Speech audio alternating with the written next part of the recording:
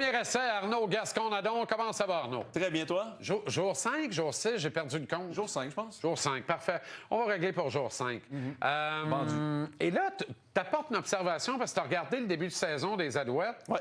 Tu as l'impression que dans les 5 premiers matchs, on va définir de ce que va être ce calendrier-là. Bien, on pourrait regarder, mais moi, je me rappelle que quand on jouait, on aimait ça un peu décortiquer le calendrier en 3 parties. C'est 18 matchs, on va dire 6-6-6. Donc, qu'est-ce qui se passe qu'on est capable de faire dans le premier tiers, deuxième tiers, troisième tiers? On essaie d'être toujours 3-2, disons 4-1, 5-0 ou quelque ce genre de, ce genre de tiers-là, je l'ai mal fait, 6-0 peut-être Un pas fait. tiers à 5-0, c'est pas pire. On s'en parlait tantôt. Là. Ouais, c'est ça. C'était un match qui était longuement en prolongation. Finalement, ils l'ont donné à personne. Je vois qu'on n'a pas les mêmes qualités.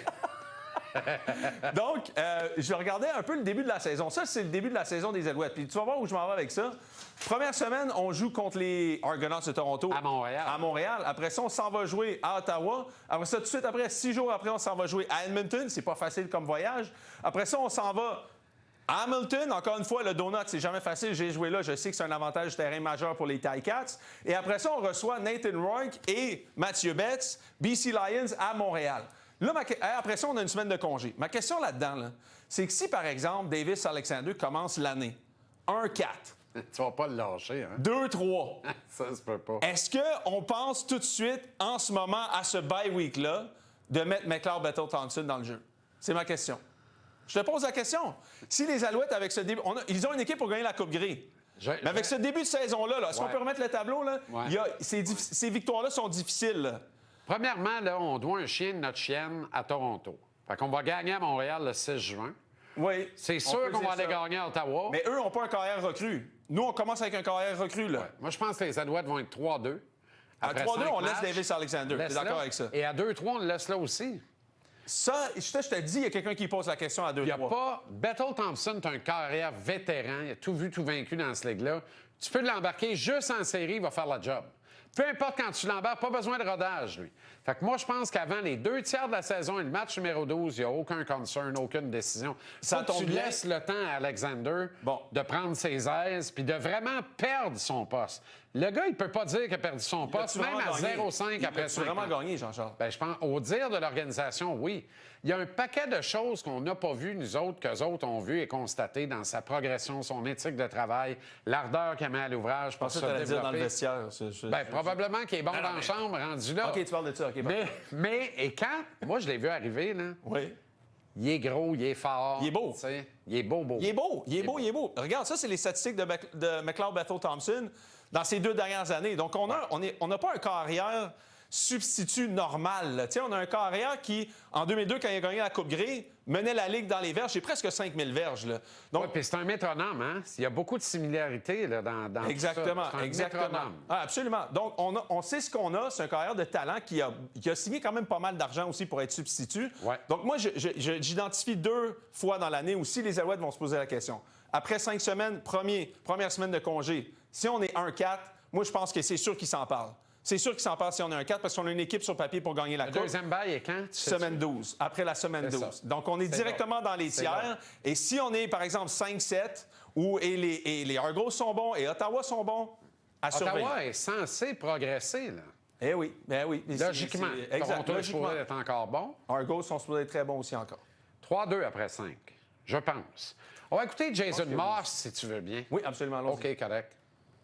They're competing. I mean, that's what I want. I want major competition. I don't want Bethel to. I told them when we signed him. I said, your role is going to be to come in and support, but it's also going to be coming to be ready to play. And so that's part of the thing for him. I mean, he's getting less reps, probably than what he's obviously used to in most camps he's been in. But he's trying to learn the system with less reps. So, but it's still part about being a pro, part about being a professional is he's able to do that and adapt to that while you're supporting Davis, who is a young quarterback. As-tu l'impression que Danny et Jason ont eu cette conversation-là? Moi, je pense qu'ils doivent l'avoir eu d'une certaine façon parce que... Est-ce que c'est pas dangereux?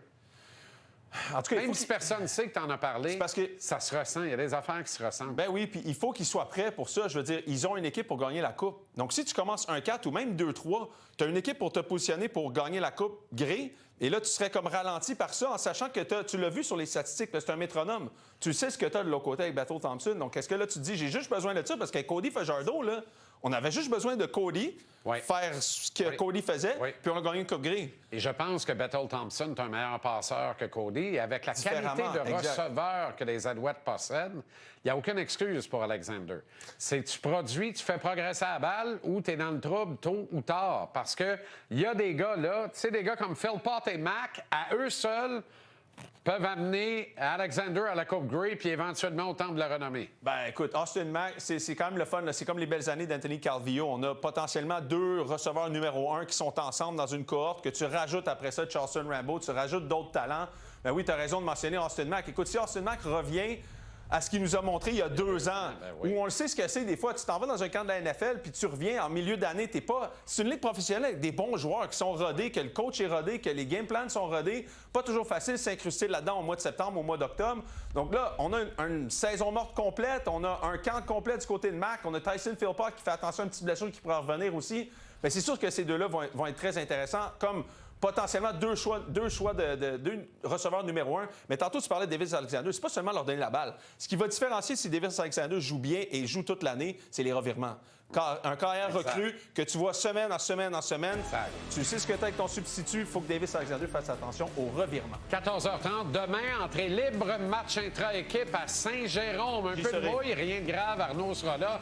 Rencontre tout le monde, prend des portraits, c'est gratuit à compter de 13h. Moi,